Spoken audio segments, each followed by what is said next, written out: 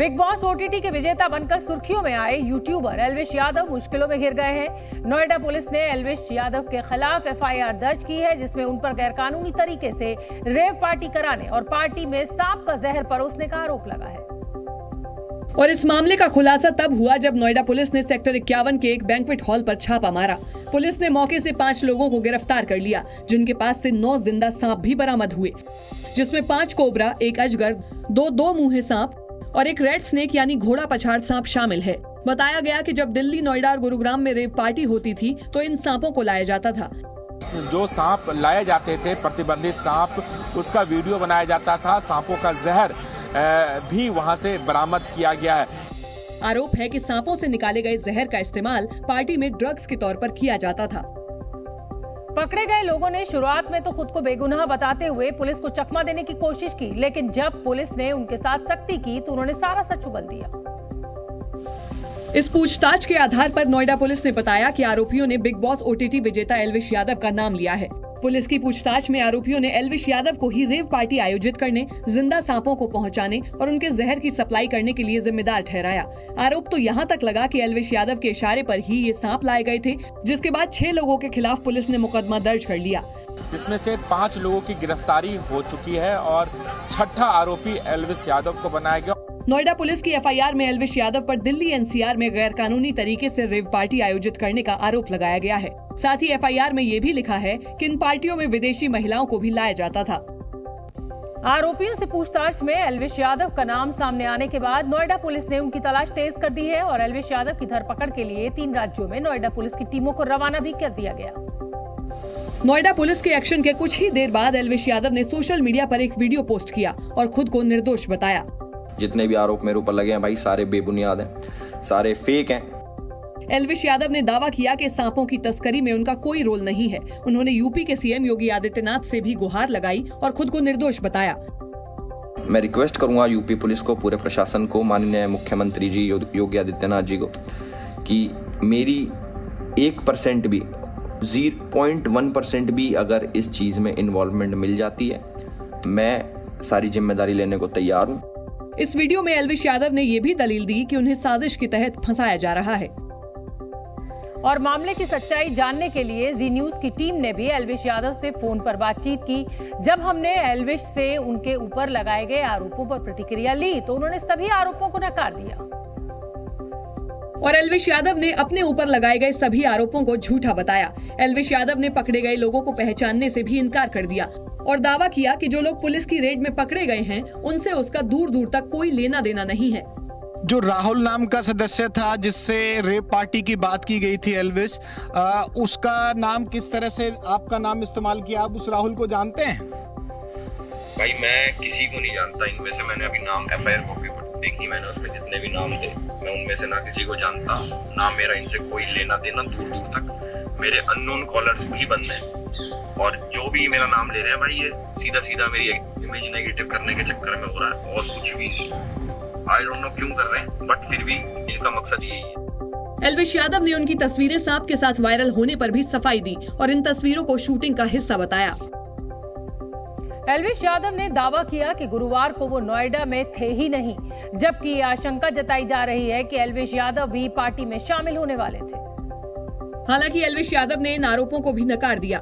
एल्विश यादव ने बताया कि गुरुवार को वो नोएडा में नहीं थे। नोएडा की जिस लोकेशन की बात हो रही है जहां पर ये रेप पार्टी थी, कल क्या आप मौजूद थे? उसकी लोकेशन के बारे में आप बता पाएंगे, कल कहां थे आप?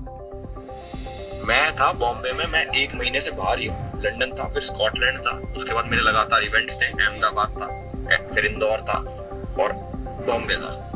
मैं घर भी बड़ी मुश्किल से गया हूँ, गुड़गांव भी मेरे हिसाब से 1-2 घंटे के लिए गया हूँ। अगर आप देखोगे तो ब्लॉग से पता लग जाएगा, मैं बाहर ही रहता हूँ। एल्विश यादव ने सफाई दी कि वो इस तरह की किसी भी रेव पार्टी में शामिल नहीं होते। वहीं उन्होंने आरोपों को झूठा बताकर अपने फैंस से उन पर भरोसा करने की अपील की। लेकिन पुलिस को रेव पार्टी की जानकारी देने वाले मुखबिर ने बड़ा दावा करके सबको चौंका दिया। स्टिंग ऑपरेशन करने वाले मुखबिर ने जानकारी दी कि उन्होंने रेव पार्टी के लिए सबसे पहले एल्विश यादव से ही फोन पर बातचीत की थी और एल्विश यादव से एक ऐसी पार्टी का इंतजाम करने को कहा जिसमें ड्रग्स के रूप में सांपों का जहर और विदेशी लड़कियां शामिल हों। मुखबिर ने बताया कि एल्विश यादव से बात करने पर ही उन्होंने अपने एजेंट राहुल का नंबर दिया था और उसका नाम लेकर बात करने को कहा। मुखबिर ने बताया कि राहुल से बात की गई तो वो रेव पार्टी के लिए तैयार हो गया। राहुल तय प्लान के मुताबिक गुरुवार को अपनी टीम के साथ सांप लेकर सेक्टर 51 में पार्टी वाली जगह पर पहुंचा, जिसके बाद पुलिस ने सभी को गिरफ्तार कर लिया। हर बिंदु पे हम लोग गहराई जांच कर रहे हैं, इतना कह रहे हैं कि जो भी इसमें दोषी होगा उसके विरुद्ध कार्रवाई। हालांकि पुलिस ने स्टिंग ऑपरेशन के बारे में जांच का हवाला देकर ज्यादा जानकारी नहीं दी, लेकिन साफ तौर पर ये जरूर कह दिया कि किसी भी आरोपी को छोड़ा नहीं जाएगा। जिसके बाद एल्विश यादव पर लगाए गए आरोपों की पड़ताल करने के लिए हमारी टीम गुरुग्राम में उनके घर पर भी गई, जहां सन्नाटा देखने को मिला। और गुरुग्राम के वजीराबाद में एल्विश यादव के घर जब जी न्यूज की टीम पहुंची तो उनके घर के दरवाजे अंदर से बंद मिले। घर के अंदर उनके परिवार के लोग तो मौजूद थे, लेकिन उन्होंने बात करने से मना कर दिया। जैसे एल्विश यादव के घर पर उनकी सिर्फ और सिर्फ माता हैं और फादर जो हैं वो टीचर हैं, तो स्कूल गए हुए हैं। तो उनसे जब बात करने की कोशिश की तो उन्होंने बात करने से इनकार कर दिया। और आप इस वक्त देख भी सकते हैं कि जब उनसे बात करने की कोशिश की गई थी तो उन्होंने दरवाजा खोला था, लेकिन फिलहाल अब पूरी तरह से दरवाजा बंद किया हुआ है। और अब 2 दफा हम उनको नॉक कर चुके हैं, लेकिन उसके बावजूद भी उन्होंने बाहर आने से इनकार कर दिया। क्योंकि ये कयास लगाए जा रहे हैं कि पुलिस जल्द ही एल्विश के परिवार वालों से पूछताछ कर सकती है, इसलिए परिवार वालों में पुलिस का डर भी साफ तौर पर नजर आ रहा था। इसी बीच सांप कांड पर एल्विश यादव के पिता राम अवतार यादव का बयान भी सामने आया। उन्होंने अपने बेटे एल्विश यादव को बेकसूर कहा और कहा कि सत्य की जीत होगी। और एल्विश यादव के पिता राम अवतार यादव ने ये भी कहा कि उनके बेटे को फंसाया जा रहा है। उन्होंने दावा किया कि एल्विश यादव को फैंस का प्यार मिलता रहेगा और आखिरकार सत्य ही जीतेगा। प्रसिद्धि के साथ ये चीज़ें भी आती है। आज पता लगा एक तरफ प्रसिद्ध हुआ, ये चीज़ें भी आई जब इसका कोई कोसों तक लेना देना ही नहीं है। वो अपने काम में तुझे मेहनत मजदूरी कर रहा है, पता नहीं किसको क्या तकलीफ है तो वही बता सकता है। और सिर्फ एल्विश के परिवार वाले ही नहीं, जिन 5 लोगों को पुलिस ने गुरुवार को गिरफ्तार किया उनके परिवार वाले भी डरे सहमे दिखे। एल्विश का एजेंट कहे जाने वाले राहुल की बहन ने मीडिया के सामने आकर राहुल को निर्दोष बताया। साथ ही ये भी दावा किया कि राहुल एल्विश को नहीं जानता। राहुल की बहन ने बताया कि राहुल बीन पार्टी के लिए बुकिंग लेता है और किसी ने उन्हें 21,000 रुपए में बुकिंग दी थी और बुकिंग के लिए ही राहुल सेक्टर 51 पहुंचा था। भाई ने भी अपनी बीन पार्टी का वीडियो अपलोड कर रखा है, तो उसने वीडियो से किसी का कॉल आया कि ऐसे ऐसे मतलब ये सांप वगैरह मतलब ऐसे वीडियो करवानी है, आप वो मतलब ढोल वगैरह बीन पार्टी चाहिए आपकी और आप आ जाना, किसी बर्थडे पार्टी में है और किसी जगह का नाम वगैरह बताए इनको। ये लोग वहाँ पर गए। इस मामले में जिन 5 लोगों की गिरफ्तारी की गई है उनके नाम राहुल, टीटूनाथ, जयकरण, नारायण और रविनाथ हैं। ये सभी लोग सपेरा परिवार से आते हैं, इसलिए इन पर सांपों की तस्करी की सुई घूम रही है। हालांकि परिवार का दावा है कि ये लोग ढोल और बीन बजाने का काम करते हैं और शादी बारात में बुकिंग लेते हैं। वहीं एफआईआर दर्ज होने के बाद से ही एल्विश यादव फरार है। हालांकि इस मामले पर अब सियासत भी गर्मा गई है। दिल्ली महिला आयोग की अध्यक्ष स्वाति मालीवाल ने एल्विश यादव के बहाने हरियाणा के मुख्यमंत्री मनोहर लाल खट्टर पर निशाना साधा और आरोप लगाया कि मुख्यमंत्री मनोहर लाल एक ऐसे शख्स को प्रमोट करते हैं जो महिलाओं को गालियां देता है। स्वाति मालीवाल ने अपने सोशल मीडिया अकाउंट एक्स पर लिखा कि यूट्यूबर एल्विश यादव पर एफआईआर हुई है। आरोप है कि एल्विश यादव रेव पार्टी करवाता है जिसमें नशे के लिए सांप का जहर इस्तेमाल होता है। इस आदमी को हरियाणा के सीएम मंच से प्रमोट करते हैं। एक तरफ साक्षी मलिक और बजरंग पूनिया जैसे टैलेंट सड़कों पर डंडे खाते हैं और हरियाणा सरकार ऐसे लोगों को प्रमोट करती है। इसकी वीडियो में आपको लड़कियों पर अश्लील टिप्पणियां मिलेंगी, गाली गलौज दिखेगी। वोट के लिए नेता कुछ भी कर सकते हैं। दरअसल बिग बॉस OTT 2 सीजन जीतने के बाद जब एल्विश यादव हरियाणा लौटे थे तो मुख्यमंत्री ने एल्विश का सम्मान किया था और इस दौरान मंच पर सीएम मनोहर लाल और एल्विश साथ साथ नजर आए थे। और यही वजह है कि जब एल्विश का नाम रेव पार्टी से जुड़ा तो मुख्यमंत्री मनोहर लाल पर भी सवाल खड़े किए जाने लगे। इसी बीच मेनका गांधी भी मीडिया के सामने आई और एल्विश यादव की गिरफ्तारी की मांग की। क्योंकि जानवरों के लिए काम करने वाली मेनका गांधी की संस्था पीपल फॉर एनिमल्स ने ही पुलिस को रेव पार्टी की सूचना दी, जिसमें बताया गया कि पार्टी में प्रतिबंधित सांप भी लाए जाने वाले हैं। इसलिए जब मेनका गांधी मीडिया के सामने आई तो उनका रुख बेहद सख्त दिखा। उसकी गिरफ्तारी एकदम होनी चाहिए। हरियाणा के मुख्यमंत्री की तरफ से एल्विश यादव को सम्मान दिए जाने के सवाल पर मेनका ने बड़ा ही नपातुला जवाब दिया। उन्होंने कहा कि कभी कभी असलियत बाद में पता चलती है और सीएम को भी उनकी असलियत नहीं पता थी। मध्य प्रदेश विधानसभा चुनाव से पहले कांग्रेस ने लगाई वादों की झड़ी। मध्य प्रदेश चुनाव से ठीक पहले प्रदेश कांग्रेस अध्यक्ष कमलनाथ ने पुलिस कर्मचारियों से साप्ताहिक अवकाश सहित कई वादे किए। उन्होंने कहा कि खुशहाल कर्मचारियों से ही एमपी खुशहाल बनेगा। इंदौर की राव विधानसभा सीट से कांग्रेस उम्मीदवार जीतू पटवारी के भाई नाना पटवारी को पुलिस ने गिरफ्तार कर लिया है। नाना पटवारी पर साल 2017 में किसान आंदोलन के दौरान एक व्यक्ति पर जानलेवा हमला करने का आरोप है। राजस्थान विधानसभा चुनाव के लिए आरएलपी ने प्रत्याशियों की चौथी लिस्ट जारी की। इस लिस्ट में पार्टी ने कपासन से आनंद राम खटीक, आसीत से धनराज गुर्जर, खाजूवाला से जयप्रकाश बांगड़वा, लूणक रनसर से शिवदान मेघवाल, बीकानेर पूर्व से मनोज बिश्नोई और बीकानेर पश्चिम से मजीद खोखर को टिकट दिया है। बीजेपी ने भी राजस्थान चुनाव के लिए 2 उम्मीदवारों के नाम की चौथी लिस्ट जारी की। टोडा भीम से रामनिवास मीणा को चुनावी मैदान में उतारा गया है, तो वहीं स्वरूप सिंह खारा को शिव विधानसभा सीट से टिकट दिया गया। दिल्ली में बीते 2 हफ्तों से किसी ने नीला आसमान नहीं देखा और अब तो हाल ये है कि यहाँ सांस तक लेना मुश्किल होता जा रहा है। हवा में घुलते जहर की वजह से लोग बीमार पड़ने लगे हैं,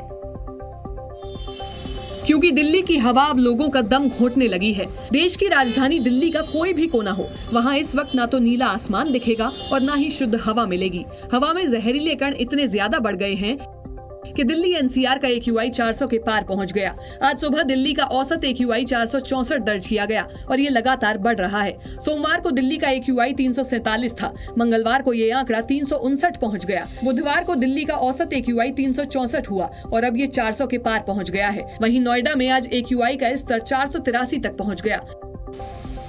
हवा की गुणवत्ता का स्तर 0 से 50 तक अच्छा माना जाता है, यानी शुद्ध हवा। अब इससे अंदाजा लगाया जा सकता है कि दिल्ली एनसीआर के लोग कितनी जहरीली हवा में सांस ले रहे हैं। मौसम विभाग के मुताबिक दिल्ली एनसीआर में आने वाले 2 हफ्तों तक प्रदूषण का स्तर ऐसा ही रहने वाला है। ऐसे में स्मॉग को कम करने के लिए तमाम कोशिशें भी की जा रही हैं। हालांकि वो सब अब तक नाकाफी साबित हुई हैं। दिल्ली की हर सड़क और हर कोना ऐसा है जैसे आग के बाद वहाँ धुएं का गुबार फैल गया हो। घर से बाहर निकलने वाले दोहरे मोर्चे पर लड़ रहे हैं। न ठीक से सांस ली जा रही है और न ही साफ दिखाई दे रहा है। आप देख सकते हैं किस तरीके से धुंध जो है वो इतना ज्यादा छाया हुआ है कि पूरा शहर गैस चैम्बर में तब्दील हुआ नजर आ रहा है। आने जाने वाली जितनी भी गाड़ियां हैं वो इस वक्त भी 7 बज चुके हैं सुबह के, और आप देख सकते हैं अपने हेडलाइट्स और टेल लाइट्स ऑन करके ही जाती हुई नजर आ रही हैं।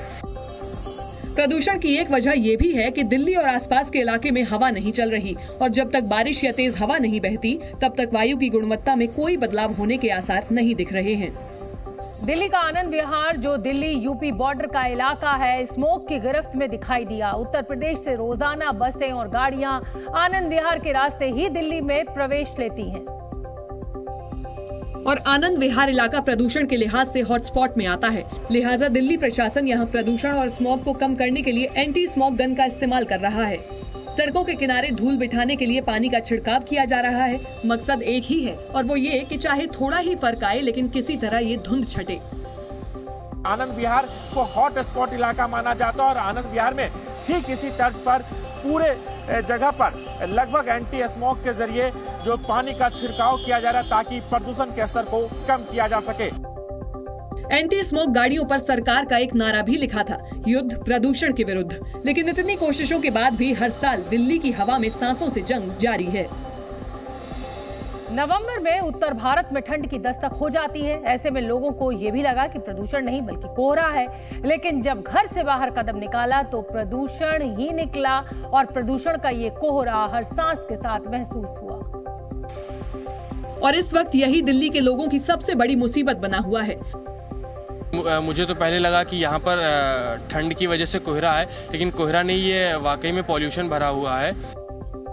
रोज मॉर्निंग वॉक पर निकलने वाले लोग भी अब सोच में पड़ गए हैं कि ऐसे स्मॉग में सैर करने से उन्हें कुछ फायदा होगा भी।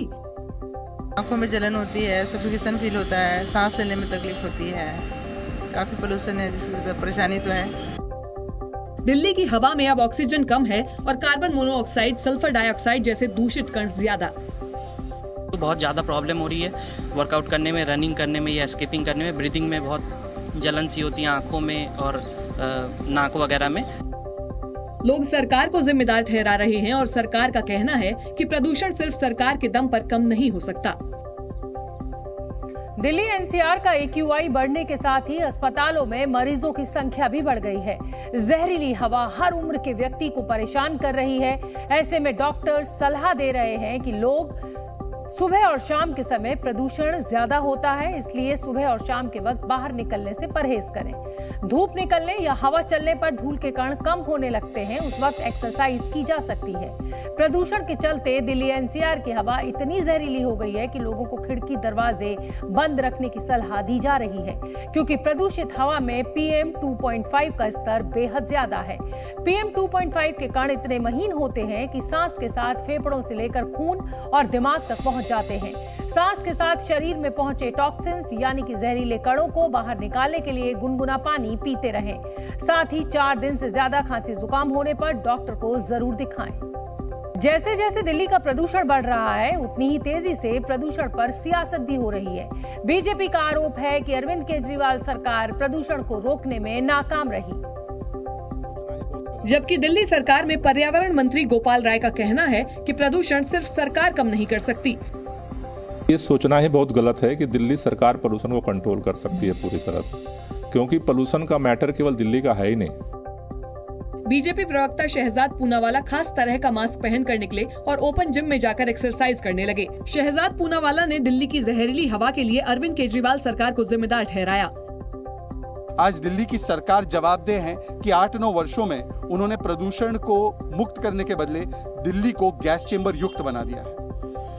दिल्ली बीते 5 वर्षों से देश का सबसे प्रदूषित शहर बना हुआ है। ऐसे में बीजेपी को भी आम आदमी पार्टी को घेरने का मौका मिल गया।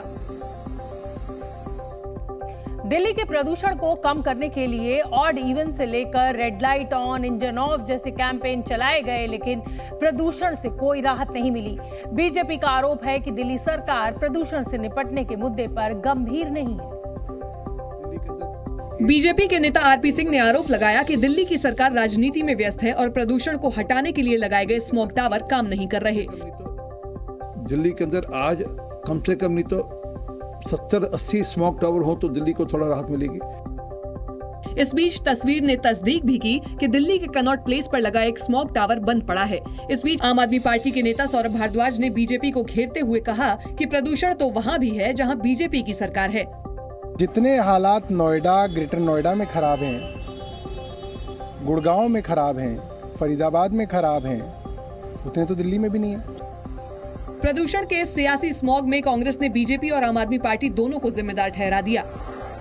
भारतीय जनता पार्टी की केंद्र और हरियाणा की सरकार, दिल्ली और पंजाब की आम आदमी पार्टी, दोनों सरकारें जिम्मेदार हैं कि आज दिल्ली की जनता दमघोटू वातावरण में रह रही है।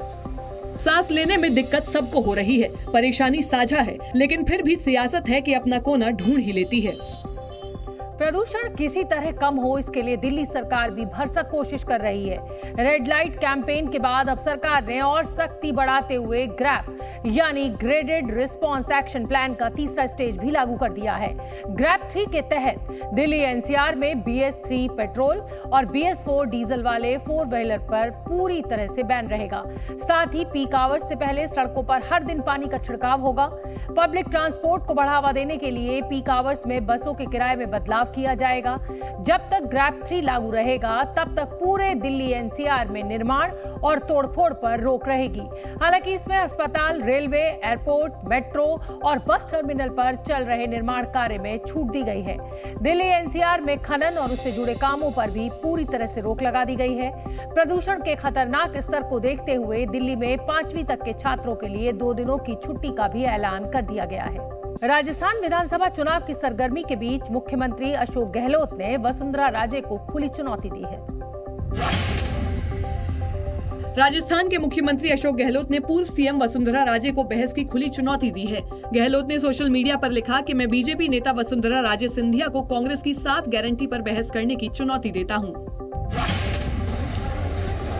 बॉलीवुड एक्ट्रेस कंगना रनौत ने मीडिया से बातचीत के दौरान लोकसभा चुनाव लड़ने के संकेत दिए हैं। कंगना ने कहा कि अगर भगवान श्री कृष्ण की कृपा रही तो वो अगला लोकसभा चुनाव लड़ेंगी। आप लोकसभा चुनाव लड़ेंगे? श्री कृष्ण की कृपा रही तो लड़ेंगे। समाजवादी पार्टी नेता आजम खान के जौहर ट्रस्ट को नोटिस जारी किया गया, जिसमें 7 दिन के अंदर बिल्डिंग को खाली करने को कहा गया है। साथ ही आजम खान के कार्यालय और रामपुर पब्लिक स्कूल को खाली करवाए जाने की प्रक्रिया भी शुरू हो चुकी है।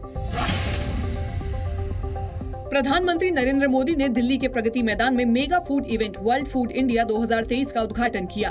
साथ ही उन्होंने कहा कि भारत में स्वाद और तकनीक का फ्यूजन नई इकोनॉमी को तेजी से बढ़ाएगा। छत्तीसगढ़ विधानसभा चुनाव के लिए बीजेपी ने अपना घोषणा पत्र जारी कर दिया। गृह मंत्री अमित शाह ने घोषणा पत्र जारी करते हुए दावा किया कि बीजेपी की सरकार बनने पर अगले 5 साल में छत्तीसगढ़ को पूर्ण विकसित कर देंगे। साथ ही छत्तीसगढ़ में शिक्षा, स्वास्थ्य और रोजगार को बढ़ावा दिया जाएगा। मोदी गारंटी 2023 के नाम से जारी किए इस घोषणा पत्र में बीजेपी ने दावा किया कि अगर उनकी सरकार बनी तो 500 रुपए में गैस सिलेंडर दिया जाएगा। विवाहित महिला को हर साल 12,000 रुपए दिए जाएंगे। प्रधानमंत्री आवास योजना के तहत 18 लाख नए घर बनाएंगे। कॉलेज स्टूडेंट को बस की सुविधा दी जाएगी। तेंदुपत्ता 5,500 रुपए प्रति मानक बोरा में खरीदी होगी। 1 लाख खाली पदों पर 2 साल में भर्ती करेंगे। प्रदेश के लोगों को श्री राम लला के दर्शन कराने के लिए अयोध्या लेकर जाएंगे।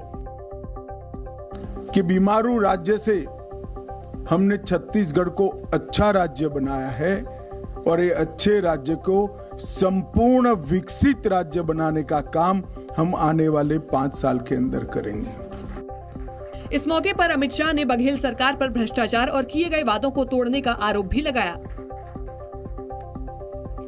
छत्तीसगढ़ के लिए बीजेपी का घोषणा पत्र जारी करते हुए गृह मंत्री अमित शाह ने इस बात का वादा भी किया कि राज्य के गरीब लोगों को अयोध्या में रामलला के दर्शन करवाए जाएंगे और इसके लिए भी बीजेपी की सरकार योजना लाएगी।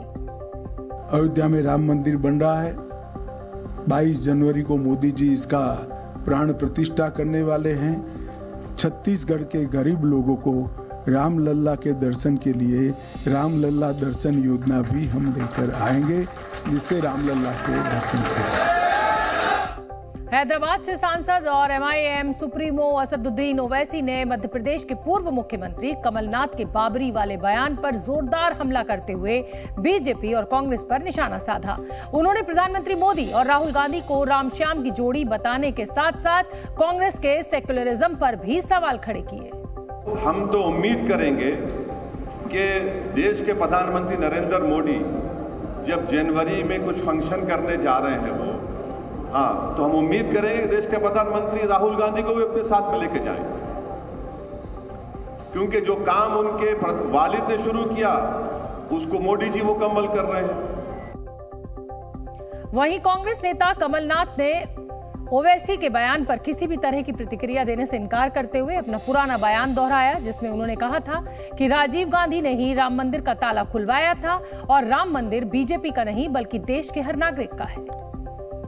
कोई कुछ भी कहे, जो मुझे कहना था मैंने कह दिया कि राम मंदिर हमारे देश के हर व्यक्ति का है।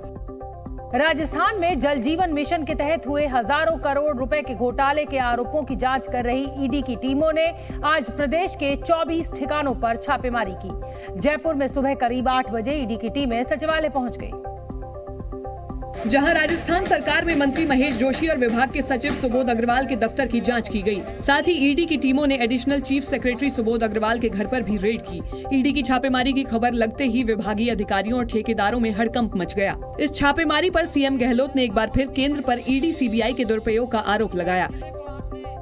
आप इस प्रकार से दबाव देकर के राजनीति कर रहे हो, चुनाव जीतने के लिए, सरकारें गिराने के लिए आप लोग उपयोग करते हो, ईडी का, इनकम टैक्स सबका उपयोग करते हो, और जो आपकी पार्टी में शामिल होता है नेता कोई, सारे केस के समाप्त हो जाते हैं। ये तमाशा सब देश देख रहा है।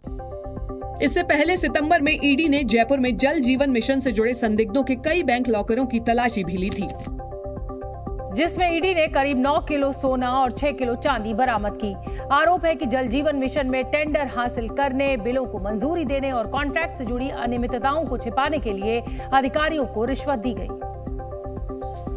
जिसके बाद जल जीवन मिशन से जुड़े मनी लॉन्ड्रिंग मामले में ईडी ने जांच शुरू की। ईडी की टीम ने दौसा में भी एक कपड़ों के कारोबारी के ठिकाने पर छापा मारा, जिसका कनेक्शन जल जीवन मिशन के अधिकारियों से जुड़ा पाए जाने के बाद ये छापेमारी हुई। इस दौरान पूरी इमारत को बंद कर दिया गया। ईडी की छापेमारी पर विपक्ष भी आक्रामक हो गया। संजय राउत ने आरोप लगाया कि जहां जहां विपक्ष सत्ता में है वहां छापेमारी हो रही है।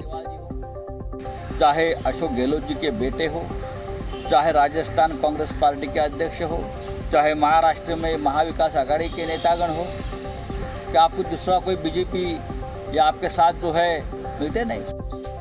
राजस्थान में जल जीवन मिशन का जिम्मा पीएचईडी के पास है, लेकिन आरोप है कि फर्जी अनुभव प्रमाण पत्र के आधार पर 2 कंपनियों को 900 करोड़ रुपए के टेंडर भी जारी किए गए। उधर छत्तीसगढ़ में ईडी के एक्शन को मुख्यमंत्री भूपेश बघेल ने केंद्र सरकार के सियासी कनेक्शन से जोड़ दिया।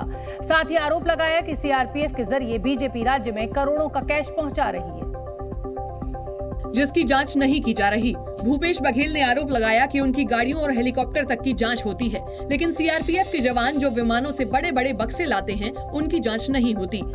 सीआरपीएफ के जो प्लेन में भर के बक्से भर के बड़े बड़े बक्से भर के आए, उसकी चेकिंग नहीं हो रही। ईडी आए जांच करे, लेकिन निर्वाचन आयोग से मैं कहना चाहूंगा कि इनके वाहनों के भी चेकिंग होना चाहिए अनिवार्य रूप से।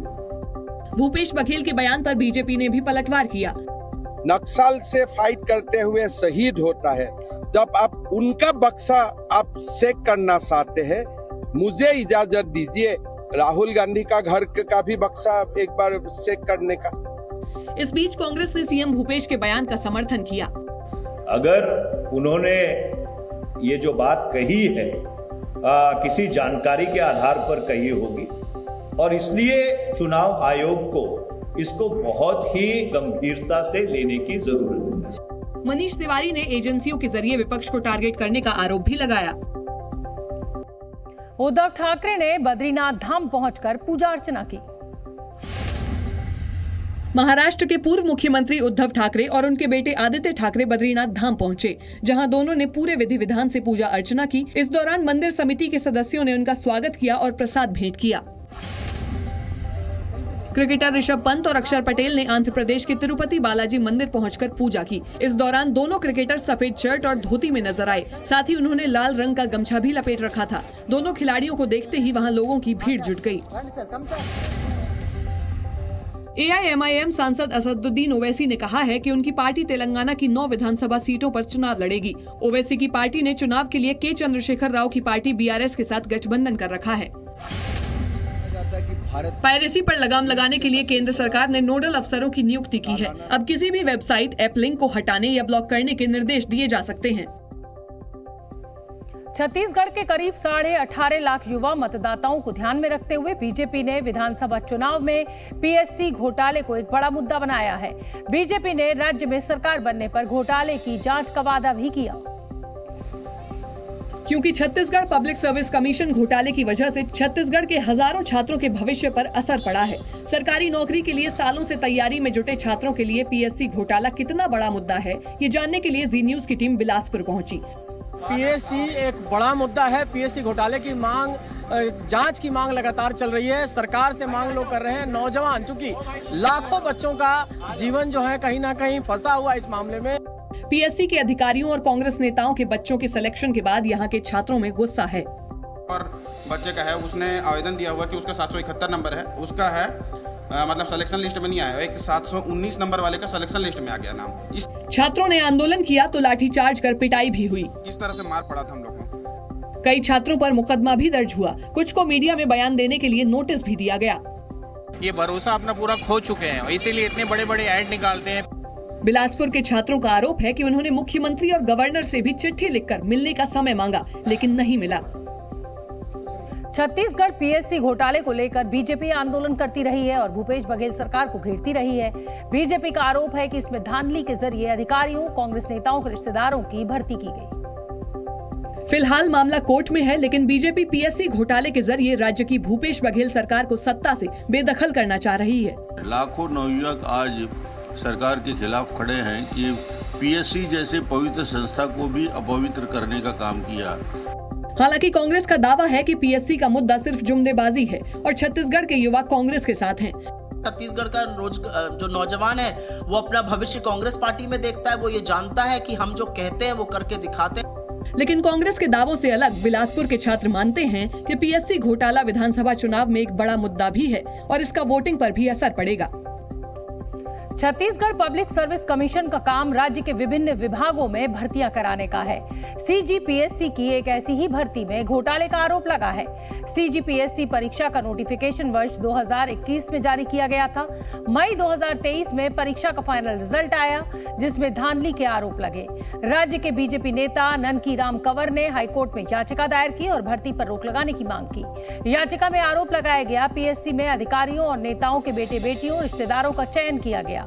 याचिका में आरोप लगाया गया कि पीएससी के चेयरमैन के 5 करीबियों की नियुक्ति की गई। आरोप लगा कि अफसरों के बच्चों को अच्छे पद दिए गए, जबकि होनहार बच्चों को दरकिनार किया गया। हाईकोर्ट में मामले की सुनवाई जारी है, जबकि कोर्ट ने 18 लोगों को नियुक्ति को रोकने के भी आदेश दिए। हमास को मिटा देने की कसम खा चुके इजरायल ने एक बार फिर गाजा में उसके आतंकी ठिकानों पर जोरदार हमला बोला। इजरायल के फाइटर जेट्स, कॉम्बैट हेलीकॉप्टर्स और आर्टिलरी ने हमास के अड्डों पर एक साथ प्रहार किया और रात के अंधेरे में इतने बम और मिसाइलें बरसाईं कि गाजा में कोहराम मच गया। इजरायल डिफेंस फोर्सेस के मुताबिक हवाई हमले में हमास के सबरा तेल अल हवा बटालियन का कमांडर मुस्तफा दलौल मारा गया। आईडीएफ की माने तो मुस्तफा दलौल इजरायली सेना के खिलाफ युद्ध में अहम किरदार अदा कर रहा था, लिहाजा उसका मारा जाना हमास के लिए किसी झटके से कम नहीं। वहीं गाजा पट्टी में रात भर चले ऑपरेशन के दौरान इजरायली सेना की नाहल ब्रिगेड ने हमास के कई और खूंखार आतंकवादियों पर हमला किया और उन्हें मौत की नींद सुला दिया। जबकि आईडीएफ की 551वीं ब्रिगेड के सैनिकों ने उत्तरी गाजा के बेत हनोन में तलाशी के दौरान हमास के हथियारों का जखीरा बरामद किया। गुरुवार की रात इजरायल की वायुसेना और नौसेना ने गाजा पट्टी में हमास के launching pads, anti tank missile launch post और आतंकियों के छिपने के अड्डों पर जमकर बारूद बरसाया और गाजा में आग के गोलों के साथ धमाकों की आवाज सुनाई दी। यही नहीं, इजरायली सेना ने हमास पर हमले का एक वीडियो भी जारी किया, जिसमें इजरायली फौज गाजा में ग्राउंड ऑपरेशंस को अंजाम देती नजर आई, जबकि इजरायली टैंक और फाइटर जेट्स हमास के ठिकानों पर बमबारी करते दिखे। वहीं इजरायली सेना ने गाजा को चारों तरफ से घेरने का दावा भी किया। לוחמי צה"ל השלימו את כיתור העיר עזה, המוקד של ארגון הטרור חמאס. בשעות האחרונות כוחות שריון וחי"ר בסיוע כלי טיס רבים של חיל האוויר תוקפים מוצבים, מפקדות, עמדות שיגור ותשתיות טרור נוספות המשמשות את הנהגת חמאס ואת המחבלים שלה. इजरायली सेना गाजा में धीरे धीरे अंदर घुसती और एक एक कर हमास के ठिकानों के साथ उसके आतंकियों का सफाया करती नजर आई। इजरायल में बंधकों की रिहाई को लेकर प्रदर्शन के बीच रूस से भी एक बड़ी खबर आई। बताया जा रहा है कि पुतिन की प्राइवेट आर्मी कहा जाने वाला वैगनर ग्रुप लेबनान के आतंकी संगठन हिजबुल्लाह की मदद कर सकता है। जानकारी के मुताबिक वैगनर ग्रुप हिजबुल्लाह को इजरायल की एयर स्ट्राइक से बचाने के लिए कई तरह के अत्याधुनिक हथियारों की सप्लाई कर सकता है। खबरों की माने तो वैगनर ग्रुप हिजबुल्लाह को एयर डिफेंस सिस्टम देने पर विचार कर रहा है। वैगनर ग्रुप हिजबुल्लाह को SA-22 मिसाइल डिफेंस सिस्टम की डिलीवरी कर सकता है। ये missile defence system anti aircraft मिसाइलों और बंदूक की मदद से हवाई हमलों से निपटने में बेहद कारगर है। ये खुलासा अमेरिका की एक खुफिया रिपोर्ट से हुआ है और अमेरिकी अधिकारी फिलहाल वैगनर ग्रुप और हिजबुल्लाह के बीच जारी बातचीत पर निगाह रखे हुए हैं। कल मुंबई के वानखेड़े स्टेडियम में खेले गए वर्ल्ड कप के मैच में श्रीलंका को 302 रनों से भारत ने हराया। इस मैच में तेज गेंदबाज मोहम्मद शमी के साथ टीम इंडिया ने कई पुराने रिकॉर्ड्स तोड़ डाले। 18 रन देकर 5 विकेट चटकाने के साथ ही मोहम्मद शमी वनडे क्रिकेट में सबसे अधिक 4 बार 5 विकेट लेने वाले भारतीय बॉलर बने। यही नहीं, वनडे वर्ल्ड कप में 3 बार 5 विकेट चटकाकर शमी ने ऑस्ट्रेलिया के मिशेल स्टार्क के वर्ल्ड रिकॉर्ड की बराबरी कर ली है। दोनों खिलाड़ी वर्ल्ड कप में 3 बार 5 विकेट चटकाने का कारनामा कर चुके हैं। शमी अभी तक वनडे वर्ल्ड कप में 45 विकेट ले चुके हैं और इसी के साथ वो वर्ल्ड कप में सबसे ज्यादा विकेट लेने वाले भारतीय बॉलर बन गए हैं। पहले ये रिकॉर्ड जहीर खान के नाम था, जिन्होंने 23 मैचों में 44 विकेट लिए थे। श्रीलंका पर 302 रनों की जीत वर्ल्ड कप के इतिहास में भारतीय टीम की सबसे बड़ी और ओवरऑल दूसरी सबसे बड़ी जीत है। वर्ल्ड कप में सबसे बड़ी जीत ऑस्ट्रेलिया के नाम है, जिसने इसी वर्ल्ड कप में नीदरलैंड्स को 309 रनों से हराया था।